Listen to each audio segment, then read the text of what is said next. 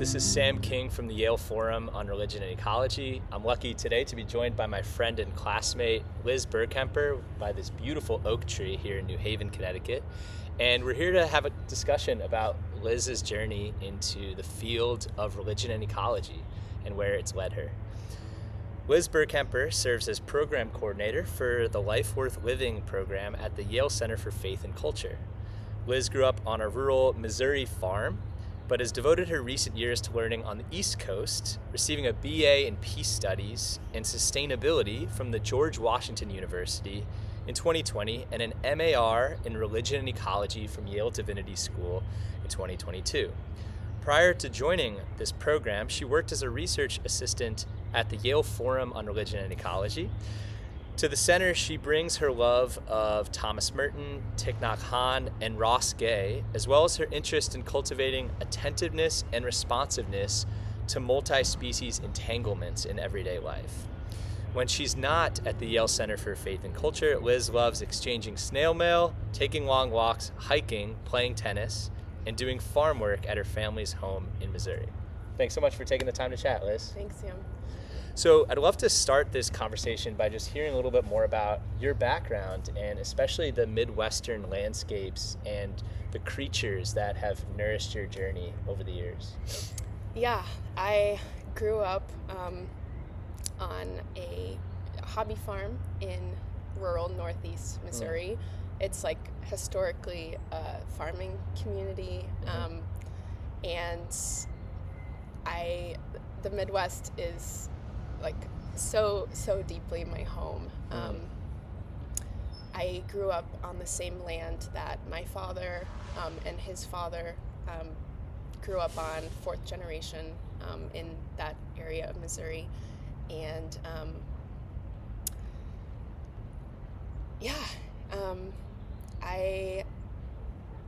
some of the sweetest experiences that have kind of connected me with that land in Missouri have been, I just love walking on farmland.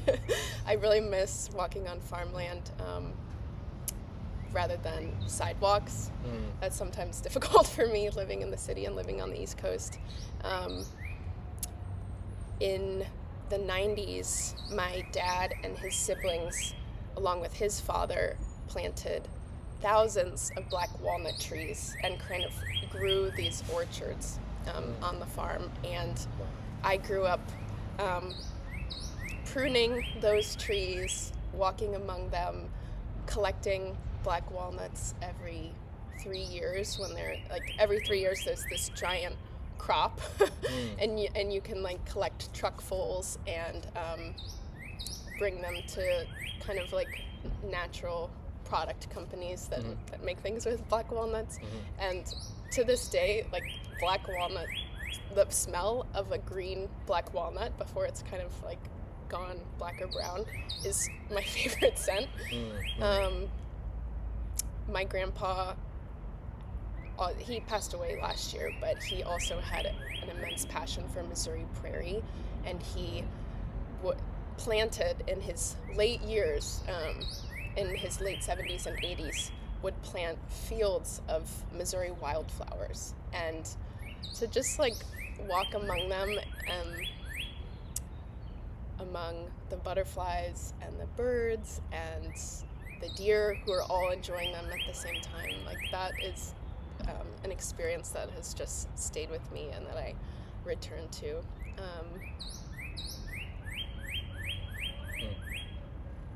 Yeah, it's just, there's a creek that runs through the farm, and so there's a bunch of, aquatic creatures. I saw my first river otter last year because the landscape has also changed. During my lifetime, the banks of the creek have kind of opened up more. The creek bed is full of fossils that I grew up collecting and kind of looking for from when Missouri was a shallow ocean thousands and thousands of years ago. That's amazing to give us this really vivid picture of the place you grew up and the deep time history of that land too, from this fossil evidence that you found. And all these beings that have nourished you. I know you're an avid writer and a poet, and you've written about many of these creatures you've interacted with. And I'm curious, like, how did you move from that place that nourished you into the studies of religion and ecology? Right? I know your undergraduate work was largely around peace studies and sustainability work. I'm kind of curious to hear more about your journey into this intersection of religion and ecology. Yeah, so I was really excited to study peace studies and sustainability as an undergrad, doing that in Washington, D.C. I had originally gone in and thought that I wanted to study political science, and that's kind of part of why I decided to go to school in D.C. But it was honestly jolting to move from growing up in a rural community to like deep urban living as an undergrad, and that partially informed my choice of what I was studying.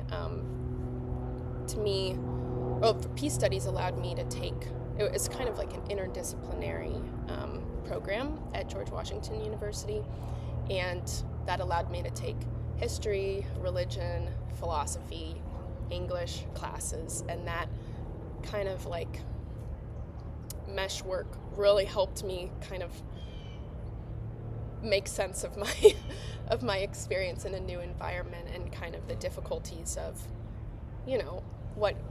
what goes on in the modern world, and so much of that being directed from Washington, D.C. as a place and as a hub.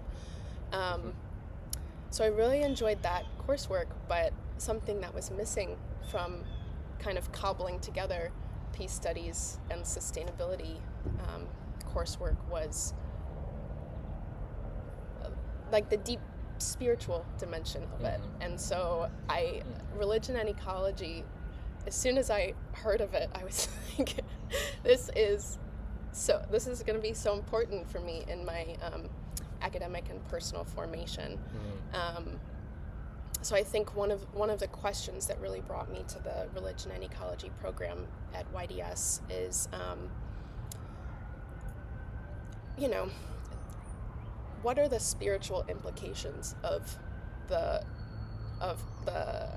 ecological situation that we find ourselves living in, both in the sense of, we live in this crisis that's on a planetary scale, where, the lives of many creatures and many habitats are threatened and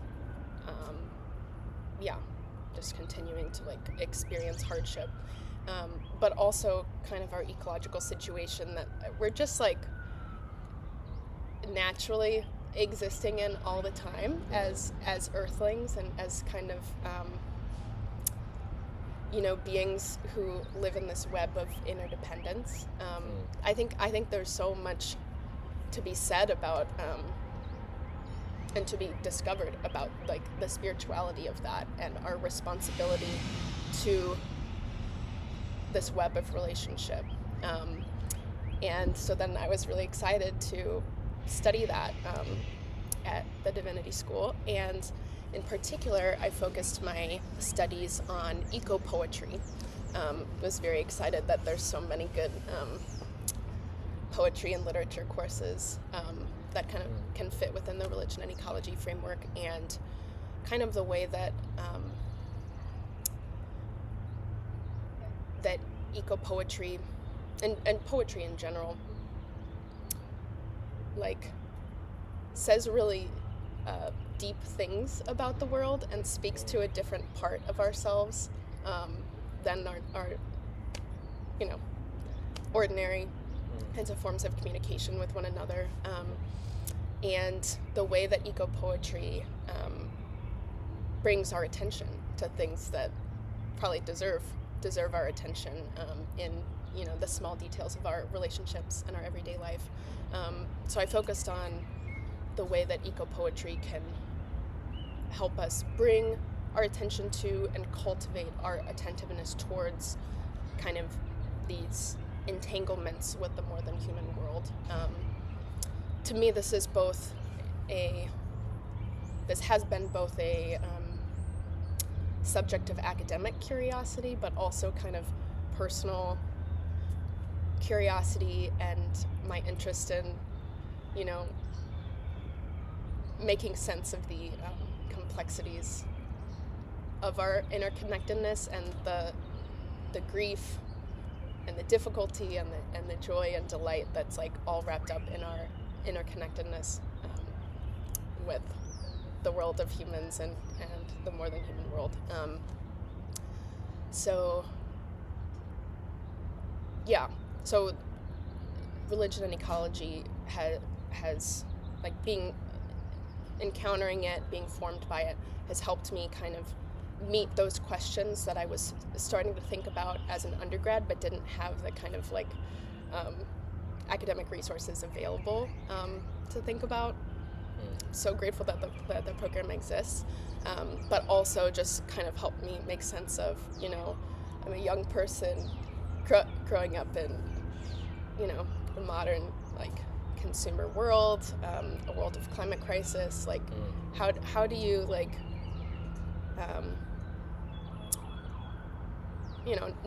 not break down in the midst of so much difficulty, and how do you like rise to meet the relationships that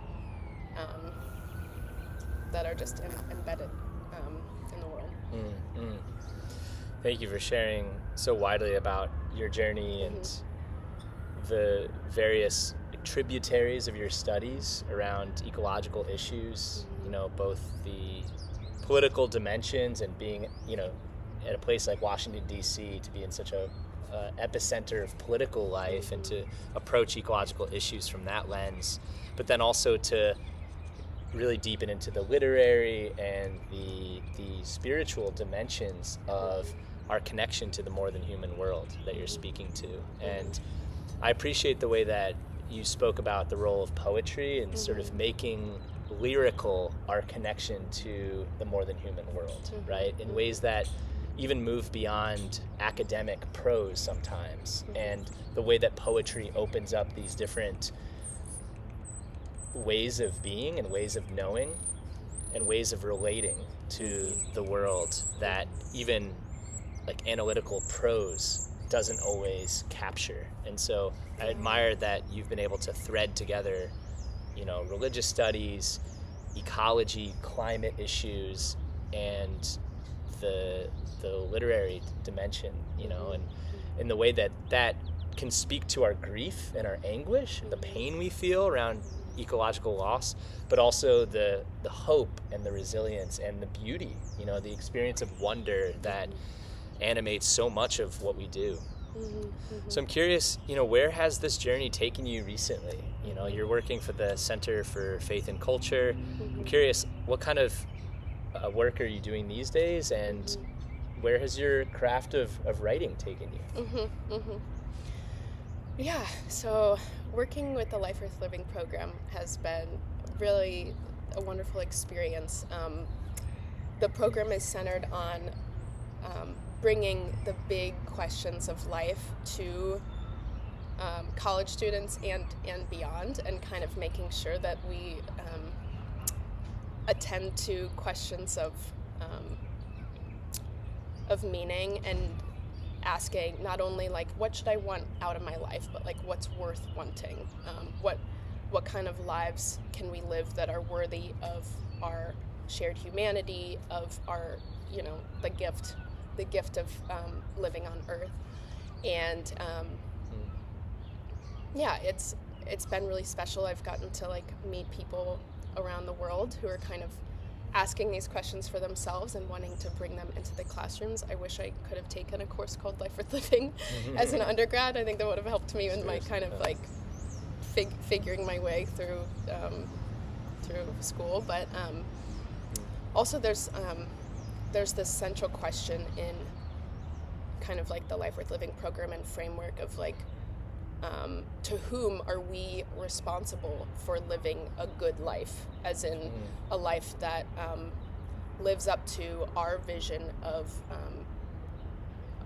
flourishing for ourselves and for the world around us. And I think, you know, my work in religion and ecology has really helped me like kind of like totally reframe any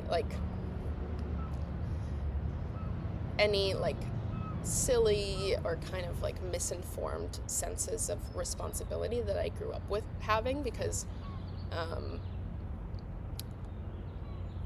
if you're bringing attention to the more than human world, you know, it's not only, you know, this oak tree that we're sitting beneath, it's not only the slugs that we see on the sidewalk as we walk to work or walk to classes, but it's also, you know, all the human beings, the plants, the animals who are, you know, involved in like feeding the world in this like immensely complex system of, you know, you know,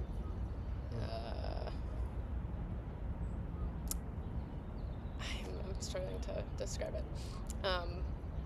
Just the way that like our food comes from a lot of different places. The goods that that we consume, the clothes that we wear, our laptops, all of these things have touched innumerable beings. And like I think there's a we have a responsibility to attend to those relationships as well, not just take them for granted. And so this question of to whom are we responsible for living a good life, it's like, you know, it's not only your friends and family, your colleagues necessarily who are holding you accountable for living up to your vision of flourishing,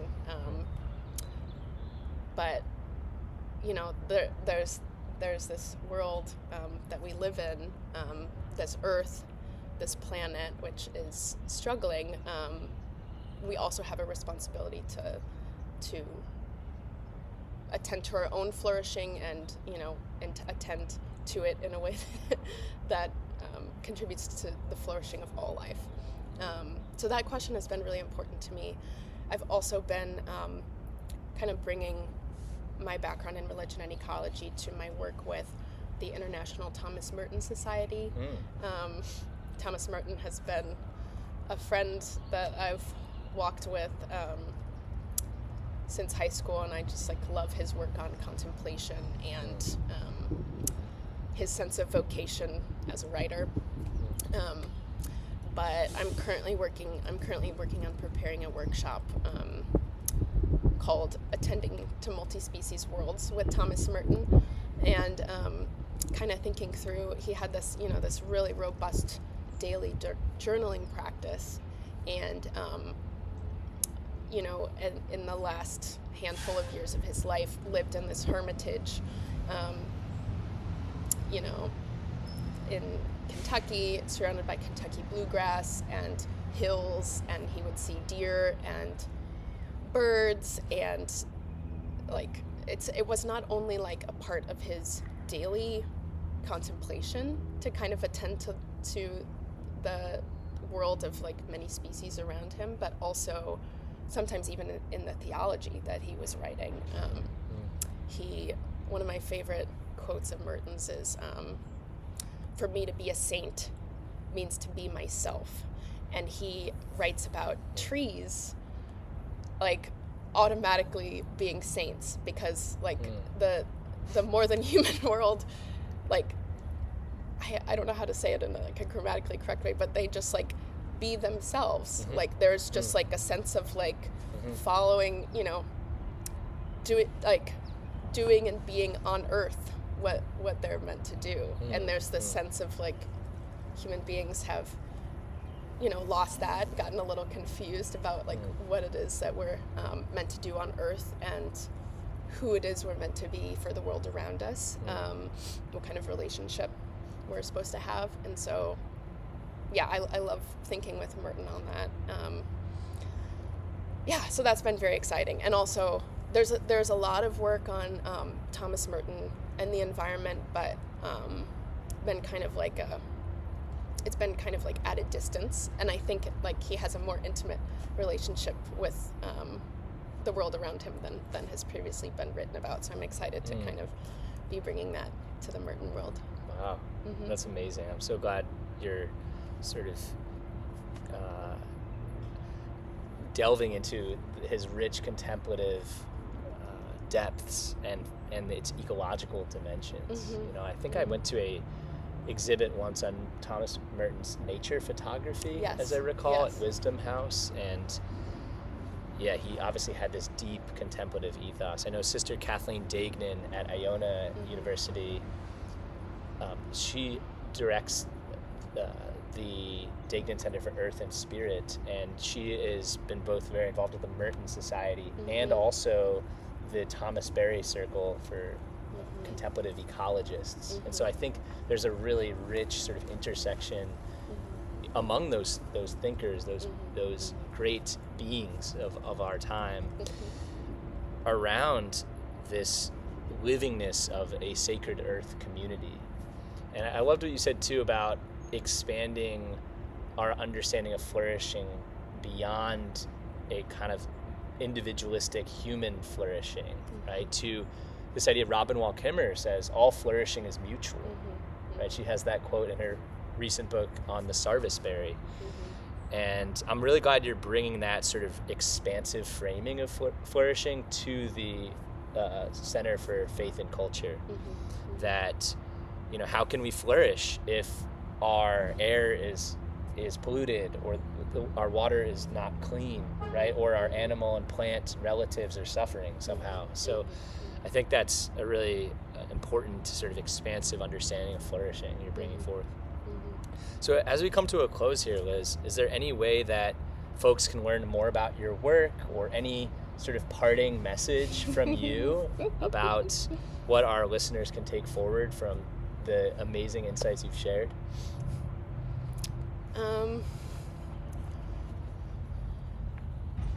Yeah, I think one of the things that I've learned through my religion and ecology work is if there are any times that I lose hope or feel a little bit despairing about the state of the world, it really helps me, and I take refuge in contemplating, like, you know, we have this beautiful everyday life that we're given, and there are so many ways that we can take care of each other and nourish the world around us. And, you know,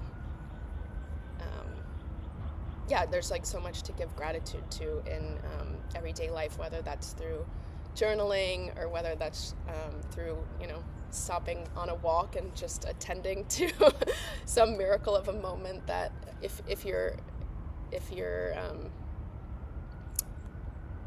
stressed about things, if you're despairing, if you're overthinking, you can miss kind of like the subtle and extraordinary delights of everyday life. So I think there's a lot of ways that we can attend to that, and thus like restore some hope back to ourselves, and also like for others who can participate in it with us. So beautifully said. And you used this phrase earlier, the gift of life on earth. And I think that really sustains us so much, and can give us such a sense of resilience and hope to carry forward the great work of working to create a more flourishing earth community for the future. And so thank you for sharing so abundantly with us today, and giving us this parting message to really savor the present moments and all the beauties that it brings. Thanks so much, everybody. And thank you, Liz, for joining us today.